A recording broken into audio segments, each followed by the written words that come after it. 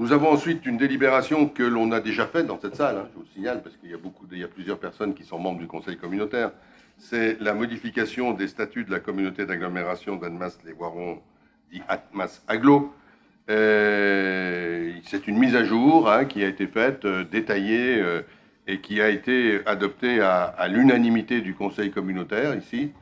À ce jour, vous savez que la règle veut que les 12 communes, puisqu'il s'agit d'une modification statutaire, disposent d'un délai de 3 mois pour se prononcer sur les statuts. À défaut, s'ils ne se prononçaient pas, leur décision serait réputée favorable. Je vous propose de voter les modifications de statut. Vous aviez les documents dans l'annexe du Conseil. Je vous rappelle simplement qu'il y avait là aussi pour appliquer la loi, de transformer les compétences dites optionnelles en compétences exercées à titre supplémentaire. Voilà, ça a changé la formulation. Il y avait aussi les compétences, ce qui était d'habitude dit autres compétences devenait autres compétences supplémentaires. Et puis, plus important encore, en matière d'eau et d'assainissement, on basculait de compétences optionnelles à compétences obligatoires. Pour l'agglo, ça fait depuis le début qu'elles sont dans les compétences de l'agglo.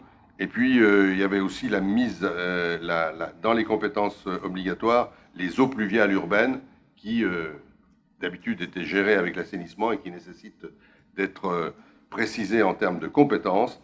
Enfin, il y avait une autre, en dehors des reformulations mineures que vous pouvez trouver, que vous avez vu sur le document, il y a un autre élément, c'est la compétence plan climat, air, énergie et transition énergétique qui avait été inscrite dans les compétences obligatoires à tort au départ et qui n'est pas retirée, au contraire, parce que c'est important, mais qui est mis là où elle doit être, c'est-à-dire rattachée à l'article 2.2 en matière de protection et de mise en valeur de l'environnement et du cadre de vie.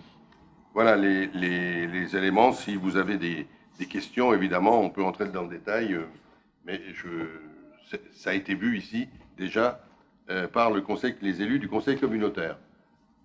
Est-ce que vous avez des questions particulières? Pas de questions particulières? On peut donc faire comme les 8 communes, et on sera la 9e sur les 12 à voter ces modifications. Est-ce qu'il y a des votes contre, des abstentions?